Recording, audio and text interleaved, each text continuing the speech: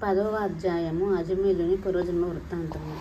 జనకుడు వశిష్ఠుల వారిని గాంచి, ఓ మునివేష్ట, ఈ అజమేలుని యోడు వాడి పూర్వజన్మం ఎటువంటిది? పూర్వజన్మను ఎట్టి పాపములు చేయుచున్నాను? ఇవన్నీ విష్ణుదూతలు వైకుంఠమునకు తీసుకుని పోయిన తర్వాత నేనేమి జరుగును వివరించవలసిందిగా ప్రార్థించను. అంత నా శ్రేష్ఠుడు జనక మహారాజా నువ్వు కాంచి ఇట్లు పలికను. జనక, అజమేలుని నేను విష్ణుదూతలు వైకుంఠమునకు తీసుకుని పోటకు తర్వాత యమకింకరులు తమ ప్రభువుకి మొదటి ప్రభువు తమ అగ్ని ప్రకారము అజమేలుని తీసుకుని వచ్చటకు వెళ్ళగా విష్ణుదూతలు కూడా వచ్చి మాతో వాదించి అజమేలును విమానం ఎక్కించి వైకుంఠమునకు తీసుకుని పోయేది. మేము చేయనిది లేక చాలా విచారించు ఇచ్చటికి వచ్చినాము అని భయంకపితులైన విన్నవించుకునేది. అవురా, ఎంత పని జరిగాను? ఎప్పుడు ఎటువంటి విధంగా జరగలేదు. దీనికి బలమైన కారణం ఏదైనా ఉండి వచ్చినని అని ఎమ్మటి దెబ్బదృష్టితో అజమేలు ప్రవచనం వృత్తాంతము తీసుకొని, ఓహో అది ఆ సంగతి. తన ఆవసన కాలమును నారాయణ వైకుంఠమున మనస్సులను చేసి ఉండను. అందులోకి గాను విష్ణుదూతలు వచ్చి వారిని తీసుకుని పోయి తెలియక కానీ తెలిసి కానీ మర్చిపోయే సమయమున హరినామ స్మరణ ఎవరు చేయదురో వారికి వైకుంఠ ప్రాప్తి తప్పక కలుగును. కనుక అజమేలునకు వైకుంఠ ప్రాప్తి కలిగను కదా అని అనుకున్నాను. అజమేలుడు పూర్వజన్మలో మహారాష్ట్ర దేశమును కనుక శివాలయంలో అచ్చుడుగా ఉన్నాను. అతను అపురూపమైన అందం చేతను, శరీర సంపద చేతను, బలము చేతను గర్భిష్ఠియే వ్యభిచారియే శివారాధన చేయక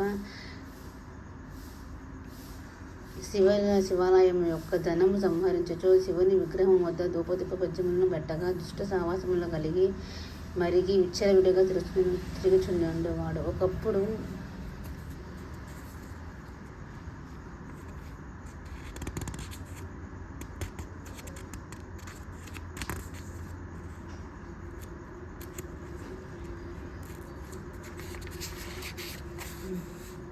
శివాలయంలో పరమేశ్వరుని ఎదురుగా పాదముల నుంచి పరుండేవాడు. ఇతనికి ఒక బీద బ్రాహ్మణ స్మృతి రహస్య సంబంధం ఉండను. ఆమె కూడా అందమైన ఒకటి చేయలేదు లేక ఆమె భర్త చూడనట్టు నుండి భిక్షాటనకై ఊరు తిరుగుచు ఏదో వేళకు ఇంటికి వచ్చి కాలం గడుపుతుండేవాడు. ఒకనాడు పొరుగురికి వెళ్ళి యాచన చేసి పెద్ద ముద్దతో బియ్యము పొరగలు నెత్తి పెట్టుకుని వచ్చి అలసిపోయి, నాకు ఈ రోజున ఆకలి మిక్కుటుగముగా ఉన్నది, త్వరగా వంట చేసి పెట్టమని భార్యతో నన్ను అందులో చెదిరించుకొని నిర్లక్ష్యంతో కాళ్ళు కడుక్కున్నటకు నీళ్లు కూడా నెయ్యక అతని వంక కన్నెత్తైనా చూడక విటునిపై మనసు గలదే మగని తులనాడుట వలన భర్తకు కోపం వచ్చి మూలనున్న కర్రతో బాధెను. అంతా ఆమె భర్త చేతి నుండి కర్ర లగుకొని భర్తను రెండింతలు కొట్టి బయటకు త్రోసి తలపలో మోసివేదను. అతడు చేయనిది లేక భార్యపై విసుగు చెందడం వలన ఇక ఇంటి సుఖము పట్టరాదు అని తులసి తల పోసి సరినకు వెళ్ళిపోయాను. భర్త ఇంటి నుండి వెళ్ళిపోయినా కదా అని సంతోషించి ఆమె రాత్రి బాగా ముస్తాబై వీధి ఎరుగుపై కూర్చుని ఉండగా ఒక చాకలివాడు దాని పైన కూర్చున్నాను. అతన్ని పిలిచి, ఓయి, నువ్వు ఈ రాత్రి నాతో రసిక్రీడ నడుపుటకు రమ్మని కోరాను. అంతటా ఆ చాకలి తల్లి, నువ్వు బ్రాహ్మణ పడితివి, నేను నీచ కులస్థులను చాకలివాడను, మరి విధముగా పిలుచుట యుక్తముగా కాదు, నేను ఇట్టి పాపము పని చేయాలను అని బుద్ధి చెప్పి వెళ్ళిపోయాను. ఆమె ఆ చాకలివాడికి అమాయకత్వమును పులువులను నవ్వుకొని అతడి నుండి బయలుదేరి ఆ గ్రామ శివార్చుకుని కడకి ఎక్కి తమ కామవాంఛ తీర్చమని విపరీతముల బతిమలారి ఆ రాత్రంతా యోధనతో గడిపి ఉదయమున ఇంటికి వచ్చి, అయ్యా, నేను ఎంతటి పాపమును ఒడిగట్టు తిని అగ్ని సాక్షిగా పెళ్ళాడిన భర్తను ఇంటి నుండి విడగొట్టి క్షణికమైన కామాంచకు లోనయ్యి మహారపతో చేసిద్దామని ప్రచారపడింది. ఒక కూలివాణిని పిలిపించి కొందరిని మించి తన భర్తను వెతికి తీసుకురమనిస్తూ వెనుక అన్ని జన్మలో తడిచిన తర్వాత భర్త ఇంటికి రాక పదములో పడి తన తప్పులను శ్రమించమని ప్రార్థించను. అప్పటి నుండి ఆమె మంచి నడకూడిక కలిగితే భర్తను అనురాగమును పాత్రలయ్యాను.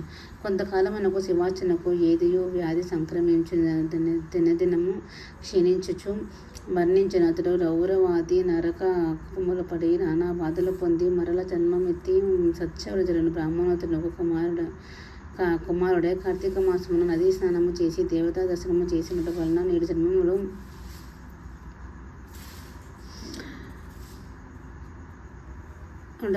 జన్మముల పాపములు వసించుట చేత అజామినుడై పుట్టెను. ఇప్పటికీ తన ఆవాసన కాలమును నారాయణ అని శ్రీహరినామను స్మరించుట వలన వైకుంఠమునకు పోయెను. బ్రాహ్మణుల భార్యయగు ఆ కామిని కూడా రోగస్త్రాలై చనిపోయాను. అనేక యమదూతలను అనుభవించి ఒక మూలవాని ఇంట జన్మించెను. ఆ మూలవాడు ఆ పిల్ల జన్మరాశి చూపించగా తండ్రి గండమన పుట్టినదని జ్యోతిష్కుడు చెప్పాను. మాలవాడు శిశువునకు తీసుకుని పోయి అడవియందు వదిలిపెట్టాను. అంతలో ఒక విప్రుడు ఆ దారి పోచు పిల్ల ఏడుపు విని జాలి కొని తీసుకుని తన ఇంటి దాసికిచ్చి పోషించమని ఆ బాలికచే యజమానుడు ప్రేమించెను. పోషించమనను. ఆ బాలికని యజమానులు ప్రేమించెను. వారి పూర్వజన్మ వృత్తాంతమిది. నిర్మలమైన మనస్సుతో శ్రీహరిని ధ్యానించుట, ధర్మములో శ్రీహరి కథలను ఆలపించుట, కార్తీక మాస స్నాన ప్రభముల వలన ఎటువంటి వారైనా మోక్షము పొందగలరు. కానీ కార్తీక మాసనందు వ్రతములు పురాణ శ్రవణములు చేసిన వారలి లిహపర సుఖములు పొందగలరు. దశమ అధ్యాయము 10వ రోజు పారాయణ సమాప్తము.